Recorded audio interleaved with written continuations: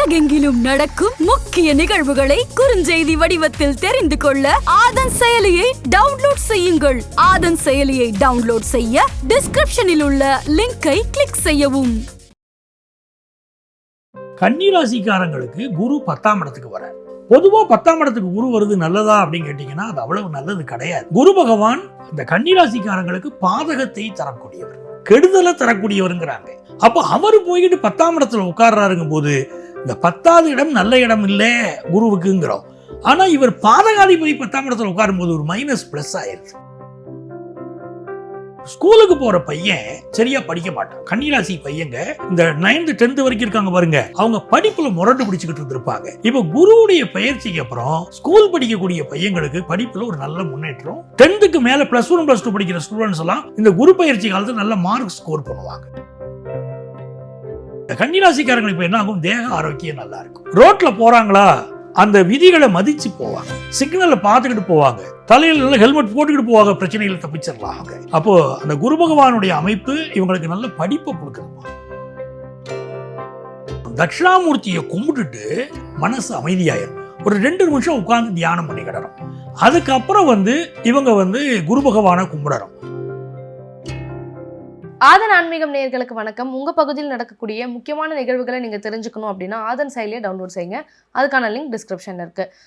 வாழ்க்கையில் ஜாதகம் எவ்வளோ முக்கியம், ஜோதிடம் நம்ம வாழ்க்கையை எந்த நிலைக்கு கொண்டு போகுது, அதை எப்படி நம்ம சரியாக பயன்படுத்தணும் அப்படின்னு சொல்லிட்டு பல வருடங்களாக நமக்கு ஒரு வழிகாட்டியாக இருக்கக்கூடிய நங்கநல்லூர் டாக்டர் பஞ்சநாதன் சார் இணைஞ்சிருக்காங்க. வணக்கம் சார். வணக்கம்மா, நல்லா இருக்கீங்களா? நல்லா இருக்கேன் சார், நீங்கள் நல்லா இருக்கீங்க? நல்லா இருக்கம்மா.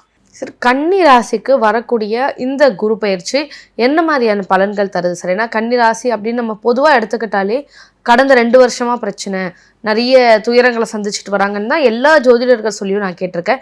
இந்த குரு பயிற்சி அவங்களுக்கு மாற்றம் தருமா சார்? அதாவது கன்னி ராசிக்குமா எதனால பிரச்சனைங்கிறீங்க, ராசியில கேது, 7ல் ராகு, அது ஒரு பெரும் பிரச்சனை. 2வது சனி பகவான் 6ல் உட்கார்ந்துருக்காருன்னு சொல்லும்போது நிறைய நன்மைகளை கொடுக்கணும். ஆனால் நன்மைகள் ஒன்று வரத்துக்கு முன்னாடி சில சோதனைகள் கொடுத்துக்கிட்டு தான் நன்மைகள் வரும். அப்படிங்கும்போது சனி 6ல் உட்காந்தாலும் பலருக்கு வேலை சம்மந்தப்பட்ட பிரச்சனை, இன்னொன்று ஹெல்த் ப்ராப்ளம் பல கன்னிராசிக்காரங்களுக்கு இருந்துக்கிட்டு இருக்கு.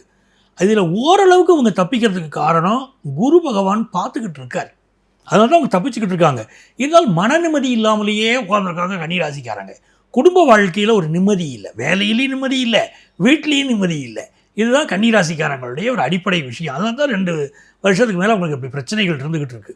இப்போ இவங்களுக்கு என்ன ஒரு நிவர்த்தி வரப்போகுதுன்னா, கன்னிராசிக்காரங்களுக்கு குரு 10ஆம் இடத்துக்கு வர பொதுவாக 10ஆம் இடத்துக்கு குரு வருது நல்லதா அப்படின்னு கேட்டிங்கன்னா அது அவ்வளவு நல்லது கிடையாது. ஆனால் குரு இவங்களுக்கு எப்படிப்பட்டவர்னு பார்க்கணும். கன்னிராசி ஒரு உபயராசி. அப்போ அவங்களுக்கு 7வது ஸ்தானம் அப்படின்னு சொல்லக்கூடியது, 7வது ஸ்தானத்துக்கு அதிபதி பாதகாதிபதி. குரு பகவான் இந்த கன்னிராசிக்காரங்களுக்கு பாதகத்தை தரக்கூடியவர், கெடுதலை தரக்கூடியவருங்கிறாங்க. அப்போ அவர் போய்கிட்டு 10ஆம் இடத்துல உட்கார்றாருங்க போது இந்த 10வது இடம் நல்ல இடம் இல்லை குருவுக்குங்கிறோம். ஆனால் இவர் பாதகாதிபதி 10ஆம் இடத்துல உட்காரும் போது ஒரு மைனஸ் ப்ளஸ் ஆயிடுது. இப்போ வேலையில் இவங்களை இருக்கிற வேலையை காலி பண்ணி விடுதுன்னு வச்சுக்கோங்களேன். பலருக்கு அப்படி அமையுமா, இருக்கிற வேலையை காலி பண்ணி விட்டுரும், ஆனால் வேற ஒரு சூப்பர் வேலை அமையும். இப்போ வேலையை காலி பண்ணி விட்டுறோன்னே நெஞ்சு திக்கு திக்குன்னு ஆகக்கூடாது. அடுத்து நல்லதை பண்ண போகிறாரு அர்த்தம். அதான் -*- ப்ளஸ்ன்னு சொல்கிறோம் பாருங்க, நல்ல வேலை வாய்ப்பு கிடைச்சிரும். இப்போ மிக முக்கியமான விஷயம், குடும்பத்தில் புருஷன் பொண்டாட்டி ஒற்றுமை இல்லை. கன்னிராசிக்காரங்க எல்லா குடும்பத்துலேயும் அப்படி தான் பல பிரச்சனையை சந்திச்சுக்கிட்டு இருக்காங்க. இல்லை லைஃப் பார்ட்னருக்கு ஹெல்த் பிரச்சனை, லைஃப் பார்ட்னருக்கு வேலை போயிடுச்சு, வேலை சம்பந்தமாக வெளிநாட்டில் பிரிஞ்சு உட்காந்துருக்கேன், வெளியூரில் பிரிஞ்சு உட்காந்துருக்கேன். இந்த அவல நிலைகள் எல்லாம் மாறப்போதுமா. குடும்பஸ்தானத்தில் குரு பார்க்க போகிறாரு. அப்போ குடும்பத்தில் ஒரு சந்தோஷம் வந்துடுமே, அந்த குடும்பத்துடைய வருமானம் கூடிடும். நேற்று வரைக்கும் என் குடும்பத்தில் சரியாக வருமானமே பத்தலை அப்படிங்கிறவங்களுக்கு வருமானம் கூடிடும். கணவன் மனைவியில் ஒருத்தர் கணவருக்கு வேலை இல்லாமல் இருக்கார், இந்த பெண் வேலைக்கு போய் குடும்பத்தை காப்பாற்றுறாங்க, ரொம்ப சிரமப்படுறாங்க அப்படின்னா இப்போ குரு பார்த்த பிறகு லைஃப் பார்ட்னருக்கு வேலை கிடச்சிருது. அப்போ குடும்ப வருமானம் பெருகுது. பிள்ளைங்க சொல்படி கேட்கலை. கன்னிராசிக்காரங்களுக்கு பிள்ளைங்க சொல்படி கேட்கல, எனக்கு பெரிய பிரச்சனை இருக்குன்னு சொல்கிறவங்களுக்கு என்னைக்கு குரு அவங்களுடைய குடும்பஸ்தானத்தை பார்க்குறாரு, பிள்ளைகள் சொல்படி கேட்பாங்க. அப்போ வருமானமும் பெருகுது, புருஷன் பொண்டாட்டி கடையில் ஒரு அண்டர்ஸ்டாண்டிங் வருது. அதெல்லாம் ரொம்ப நல்ல விஷயம். பார்த்தீங்களா, பிள்ளைகளும் சொல்படி கேட்குறாங்க. அப்போ குடும்ப வாழ்க்கை நல்லா இருக்கே, ரொம்ப சூப்பராக இருக்குது. ஸ்கூலுக்கு போகிற பையன் சரியாக படிக்க மாட்டான். கன்னிராசி பையங்க இந்த 9th 10th வரைக்கும் இருக்காங்க பாருங்க, அவங்க படிப்பில் முரண்டு பிடிச்சிக்கிட்டு இருந்திருப்பாங்க. இப்போ குருவுடைய பயிற்சிக்கு அப்புறம் ஸ்கூல் படிக்கக்கூடிய பையங்களுக்கு படிப்பில் ஒரு நல்ல முன்னேற்றம் கிடைக்க ஆரம்பிச்சிடும். அதே மாதிரி ஸ்போர்ட்ஸ் ஃபீல்டில் ரொம்ப நல்லா வருவாங்க. விளையாட்டுத் துறையில் சாதிக்க போகிறவங்க கன்னிராசியை சேர்ந்தவங்க. அது ஒன்று. காம்படிட்டிவ் எக்ஸாம் எழுதுகிறாங்க, அரசு துறை தேர்வுகள் எழுதுகிறாங்க, நல்லா பாஸ் பண்ணிக்கிட்டு வருவாங்க. அந்த யோகம் உங்களுக்கு இருக்குது.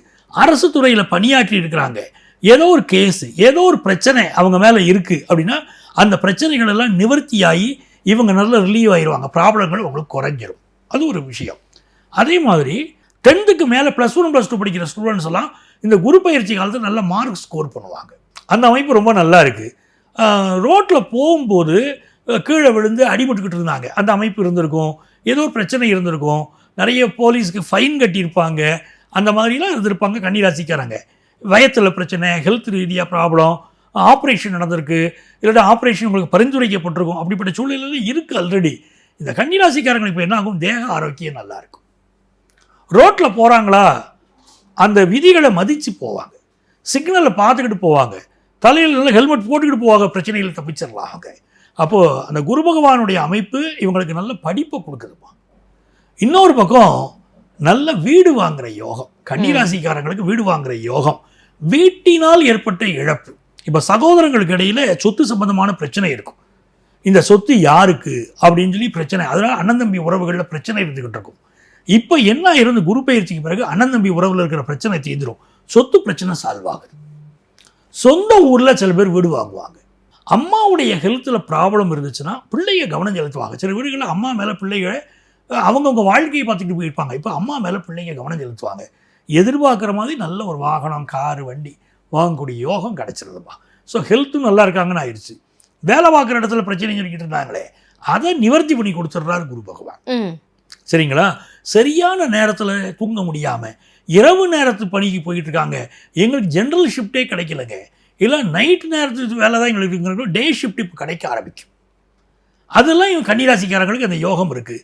வயிறு சம்பந்தப்பட்ட பிரச்சனைகள் கன்னிராசிக்காரங்களுக்கு இருக்கும், இப்போ அது குணமாகும்.